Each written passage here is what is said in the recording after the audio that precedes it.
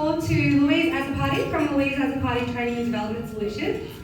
Louise is a life coach for tradeswomen, starting her coaching business in 2021. She started her working life as a heavy commercial vehicle mechanic apprentice in 2012, and she's going to share how one led to the other. So can everyone please welcome Louise. Can you guys hear me at the back? Yeah? Okay, cool.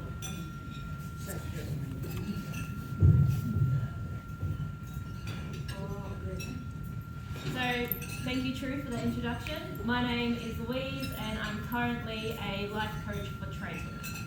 So, I started off my working career as a heavy commercial vehicle mechanical apprentice. And how this come about is, I did not like school. Who liked school when they were back in school? Who loved it? No? No one put their hand up. Yes, that was me. I tried to leave when I was in year 7. My parents were on the farm, and I'm like, I can do this. Why do I need school? But they were like, no, go to year 10, do something. So I had to decide what I wanted to do. So I decided on mechanics. I was always helping my dad on the farm, fixing machinery, picking and packing vegetables, and we also rode and raced dirt bikes. So I was like, cool, I'll be a motorcycle mechanic. I went in and did work experience at local workshops who knew me, and they didn't have an apprenticeship for me. So I ended up going to an apprenticeship expo. And at that expo, I was there with my parents. I was just turned 15 at the time, and we were walking around. We went to this stand, and this guy lectured me and my dad for about 20 minutes about how I couldn't be a motorcycle mechanic because I was too small to move the big bikes around. So after that, I was very disheartened. And my parents kept going through because they knew how much I wanted this. So they were walking through, and they come to the Cummins stand. And at the Cummins stand, there was Sarah. And Sarah at the time was a first year heavy vehicle mechanic. She was the same height as me, same build, and at the time we were both also blonde. So I could see myself in her. And after that disheartening conversation, it was really important for me to see her, otherwise I might not have gone through with my apprenticeship. So I spoke to Sarah, she encouraged me to do work experience at Cummins. I did a week there and I loved it. I put my name down, for the job, but I didn't think I was going to get it because I was a 15-year-old girl going for a heavy diesel mechanical apprenticeship. They also told me that they wanted year 12 leaders and all that kind of stuff. So out of my mind, kept going on with my life. A few months later, I got a call back saying, we need you to come in for a medical, you've got the job. And I'm like, what are you even talking about, what job? And they're like, the one at Cummins. And I was like, oh, okay, cool. So went in, started my apprenticeship at the beginning of 2012, and I didn't look back. And who's done an apprenticeship in the room? Yeah, a few? Yeah. So I like to describe the first 6 months of an apprenticeship like being dumped by a wave in the beach, and then after that you start to find your feet a little bit. So you've got all this information getting thrown at you, and one of the first times that I really kind of sat and was like, shit, I've learned a lot here, was my first engine rebuild. So I did my apprenticeship at Cummins, and I had my first engine rebuild at the end of my second year. It was on a short bonneted Western Star, and with a ISX 15 in there.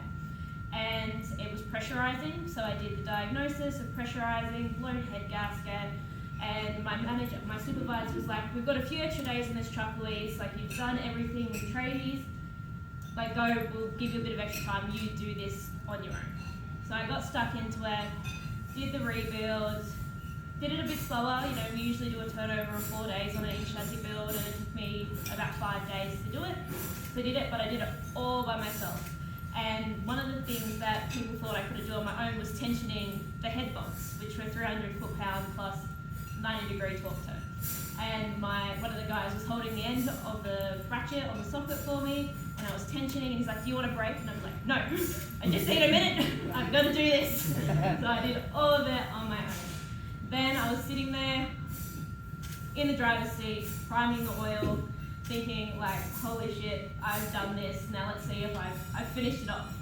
Turned the key, engine started, no strange noises, and I was like, yes, yes. It was such an amazing feeling, and I actually got one of the pistons that we had replaced from that engine, and I actually have it at home as a souvenir. It was a very proud moment for me. and it really had shown me how far I had come from, I say I helped my dad on the farm fixing machines, but I was usually the person holding the torch, so I got yelled at a lot. So coming from that to rebuilding a 15-litre engine was pretty amazing for me. Now, let's talk TAFE life. So for me, TAFE, I went to TAFE 10 years ago, that's when I started, and I was the only girl in my class. So I got all the looks from the boys all the time. But one of the things that I didn't expect was what the TAFE teachers would do when they first come into class. They'd get the roll and have a look at it, and they'd go, Louise? And I'm like, Louise, the girl version, yes. So after a first year of that, every time I got a new TAFE teacher, everyone got really used to me, and I'm actually really good friends with a lot of my TAFE teachers now, 10 years later. So I went through that experience, and TAFE, I really loved it. I loved learning about engines, like nothing compared to school, because I was learning about what I wanted to learn. In my first year of my apprenticeship, I got an award for best work practices. Second year of my apprenticeship, I got the same award. Rocked up to TAFE for the third year class. All the boys that were my friends were like, why is she getting the awards? Like, are you just giving her awards because she's a girl? And all the class was like in a roar, and I was just sitting there wishing the earth would open up and swallow me. And before that, I didn't really have or experience imposter syndrome before that. But having all these people who were my friends telling me that I shouldn't have got this award because I was a girl really kind of started that off for me. So unfortunately, that started to affect my confidence in myself. So from there, I ended up being nominated to compete in the World Skills Competition. So this happened when I was a fourth year apprentice, and the World Skills Competition is a tradie competition, pretty much like the Olympics of tradies. It's run in everything from hairdressing, butchery, heavy vehicle mechanics, welding, all the trades. So I was put forward by my mentor to compete in the regional competition, and I had a week's notice. And I was like pretty up and down with my confidence, suffering from a bit of imposter syndrome. But I was like, you know what, this is a real good experience to test my skills. On a formal level, I'm actually going to be tested. And I was like, in my mind, I was like, if I don't come last, then this is that's good. I'll be happy with that. I ended up coming second in that competition, which was a really great achievement for me. And at the time, first place automatically goes to the national of the competition. But one of the people had come up to me and said, Louise, they haven't run too many competitions around the country, there might be a spot for you at nationals. And I was like, awesome, if there's a spot, I'd love to go for it. A few months later, I found out that I was put forward to compete in the national competition, and I also found out that in the 40 years that the competition had been run, a female had not competed at the national level for a heavy commercial vehicle. So I was like, awesome, I'm the first girl to compete, and I'm like, none of this coming second bullshit anymore, we're gonna win this. So I ended up doing everything I could to train. I got a part-time job on the weekends so I could get more experience outside of Cummins engines. I had done my Cert 4 in diagnostics, I was doing my mobile player trade upgrade, and then I was also doing my auto electrical trade upgrade to train for the event. In that time, from competing in regionals to competing in nationals, things started to get a bit rocky at Cummins. I was having a few issues with some of the co-workers and stuff like that. And my boss from the weekend job that I was working part-time, one time he asked me, he's like, so how was work this week? Like, how was Cummins? And I'm like, about that. Do you have a full-time job for me here? And he was like, oh, I'll talk to my wife and we'll see where we go. So I ended up leaving Cummins and working there full-time. So it was a family-owned business. It was me, the boss, and an apprentice, and we were servicing farms. So anything that moved on the farm, the pump, anything that moved, or didn't move and was supposed to move, we would work on it. So I was doing pumps, trucks, tractors, ag equipment, all the things.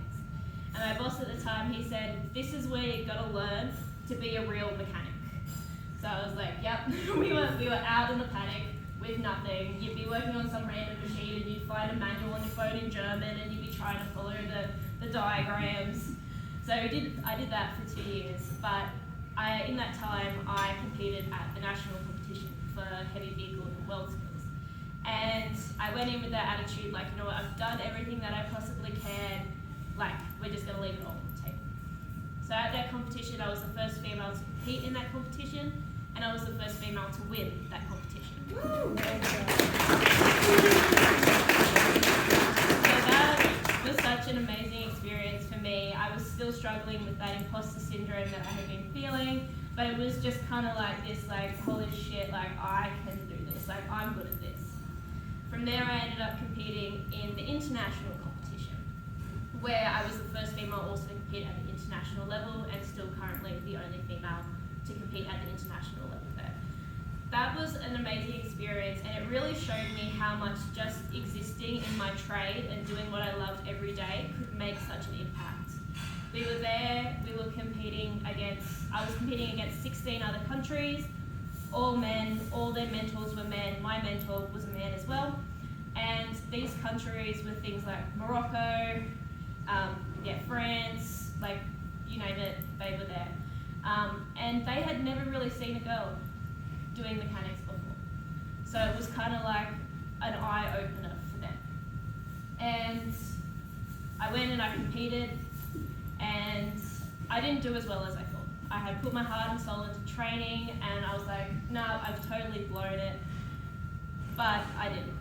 So we had our award ceremony, they announced first, second and third, and then my mentor come up to me after the competition and was like, you came fourth. I didn't know if you were going to come third or fourth, like, you come fourth, but you did really well.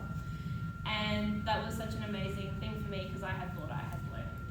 But at the after party, we had all the competitors were there, and the French guy comes up to me that I competed against. And he comes up to me and he's like, I'm like, what position did you come? And he's like, oh, I come fourth. And I was like, me too. And his face just dropped. And he was like, shit, I didn't even beat the girl.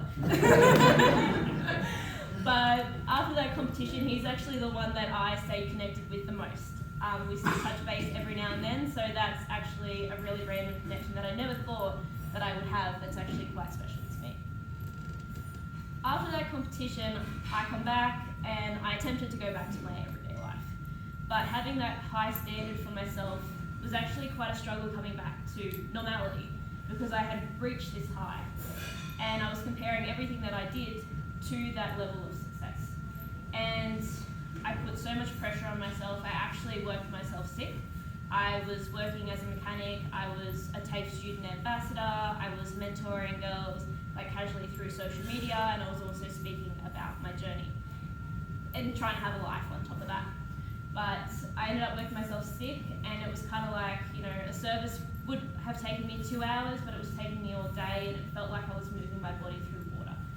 And I had to take 4 months off full-time work to just rest. Later on, I found out that I was having something similar compared to like what athletes have when they compete at the Olympics, and they have that high. And when you come back, nothing else really compares to that, so you're judging life against that. So I managed to work through that to get myself back into working, and I decided I wanted to be a trader and assessor. One of the reasons why I wanted to be a trader and assessor is when I was working at Cummins, I was working with a deaf apprentice. He was a few years below me in my apprenticeship. And this one time, I was teaching him how to do a bearing roll. We were underneath the truck, and I was teaching him how to do the bearing roll. And I don't know sign language. At the time, I didn't know sign language, and I still don't. But we were underneath the truck, and we had this piece of cardboard that we were laying on, and we were writing things on it, and he'd do it. I would show him, like, he'd do it. I'd watch him do it. And I taught a deaf apprentice how to do a bearing roll. And that was a pretty amazing feeling for me. I did learn a bit of sign language. I learned like WD-40 and like hammer and things like that, you know, the things that you need as a mechanic. Don't ask me to do it now, I don't remember. But yeah, that was such an amazing experience, and I'm like, you know what, if I could feel this all the time, and if I could make a difference in young mechanics' lives and not so young mechanics' lives, then like I think this would be a really great way to go. So I ended up getting a training and assessment position at WestTrack, and I was currently based in Sydney, so then I moved from Sydney to Tomago or to Newcastle to fulfill that role. At that time, I was teaching apprentices, and then I moved into teaching trade upgrade as well. So in my time teaching there, I was teaching anyone from age 16 to 60. So I had a wide range of people. And some of the trade upgrade students that I was teaching had more than my lifetime in experience. So it was really quite an experience for me to learn how to, in a sense, train these guys and let these guys train each other. So through that experience, I really worked out that so many apprentices and people in general need to feel safe before they can learn anything. They need to feel safe to ask questions, they need to feel safe among their peers, and especially in apprenticeship, when you're working every day and that's how you're learning, you need to feel safe at work. So through that experience, I learned that I had to make, first of all, my classroom a safe space for these students to learn, which was predominantly male. So they had to be safe with each other. You know, I had students cable tie each other to benches and all that kind of stuff, so we had to sort that kind of stuff out. But through there, learned to have a safe space for them, and they succeeded. Towards the end of my time at West Track, I was part of the Diversity Inclusion Committee, and it's something that I'm really, really passionate about. Women in the industry or any type of diverse background coming into the industry and supporting them.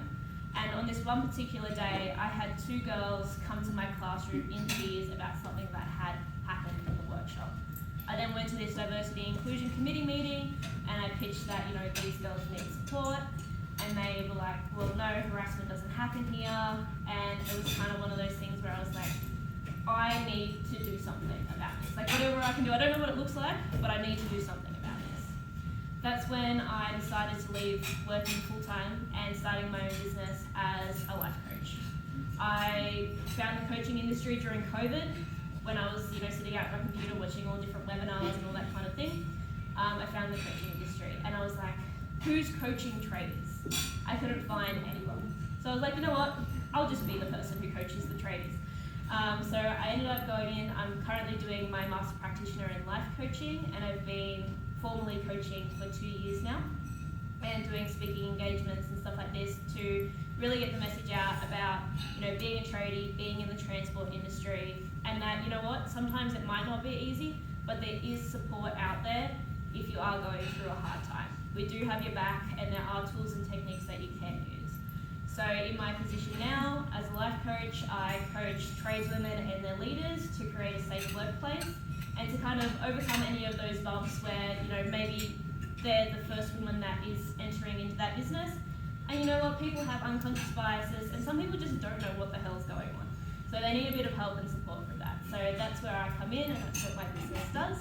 And I've, you know, touched the lives of so many women. I've had women returning to the trades after maternity leave, and in my mind, they think they're like, oh no, I'm so weak and all that kind of stuff. But in my mind, women coming back from maternity leave into a trade role, they are literally like my idols. I'm like, you're like God, you just birthed a child and now you're gonna come and work in a trade. Like, touching the lives of those people and supporting them through that journey is just amazing, and I love being able to help create a safe space for women. And my kind of thing when I go back to work, if I'm having a hard day, is for the love of trucks. So for me, if I didn't have people having my back, I might have quit. I might have quit if my parents didn't, you know, encourage me to keep walking around that careers expo after that guy. I really want every woman to be able to say, you know, I love doing this, and I'm gonna do it, and have the support that they can get to do that. So, yeah, that's it from me. Thank you very much.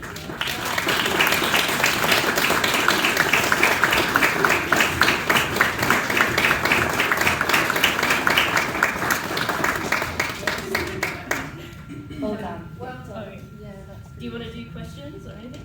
Oh, do you want to? Does anyone have any questions or comments? Yeah. I do, and it may be a little bit intrusive, and I apologise if it is. May I ask how old? I am 26. Wow.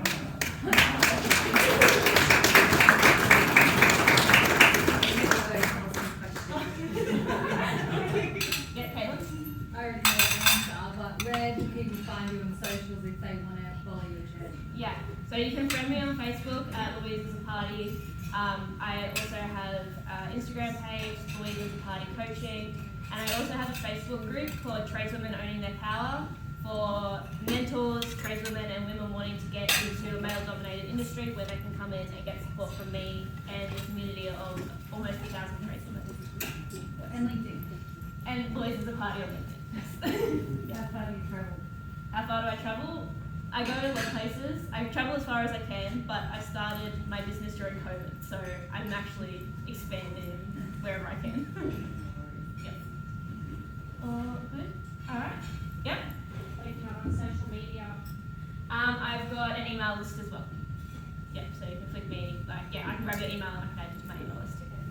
Perfect. All right. Thank you for having me.